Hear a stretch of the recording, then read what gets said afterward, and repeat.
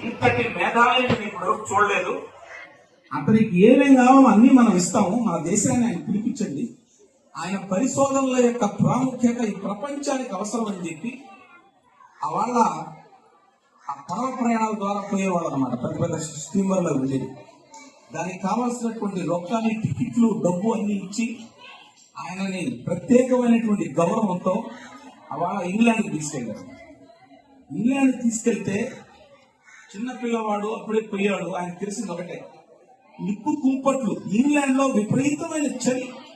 ఇప్పుడు చలికాలం మనం తట్టుకోలేకున్నాం. వణికిపోయేది, రక్తం గడ్డగట్టిపోయేది చలి.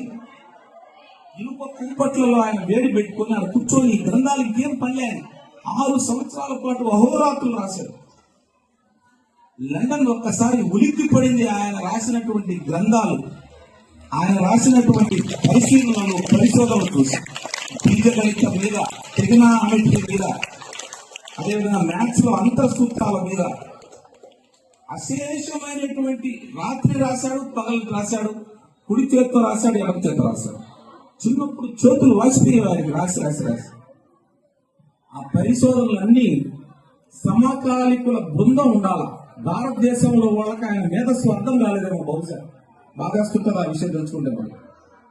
అనేకమైనటువంటి ప్రొఫెసర్లు, భారతీయ ప్రొఫెసర్లు చూసి ఇవన్నీ కూడా దాన్ని రెడీ చేశారు.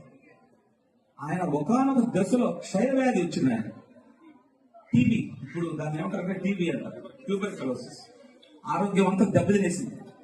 ఈ వ్యాధికి తట్టుకోలేక మీరు నమ్మరు, చూడండి ఒక మనిషి కష్టాలు ఎక్కుంటాయని రైలు దగ్గరికి వెళ్ళిపోయి ఆత్మహత్య చేసుకోవడానికి రైలు దగ్గర నిలబడ్డాడు. ఆ రైలు తోలే డ్రైవరు ఇతను ఎవరో ఒక మనిషి చనిపోతున్నాడని గుర్తించి ఒక 6th సెన్స్ తోటి రైలు ఆపాడు. ఆ దేశంలో ఆత్మహత్య చేసుకుంటే మహానేరం, అరెస్ట్ చేశారు. అప్పుడు అక్కడ ఉన్నటువంటి హార్డీ అనేటువంటి, నేను చెప్పాను కదా హార్డీ ఇంతకుముందు, సమకాలికుడు, ఇతనికన్నా గొప్పవాడు ప్రొఫెసర్ హార్డీని పట్టుకొని పోయి జైలుకి పోయి, అయ్యా ఆయన ఎవరు అనుకుంటున్నారు, మన దేశం నేర్చుకునే గణితం కూడా ఆయన దగ్గర ఉంది, క్షమించండి, బై మిస్టేక్ అట్లా జరిగింది అని చెప్పి ఆయన వెనక్కి తీసుకొస్తాడు.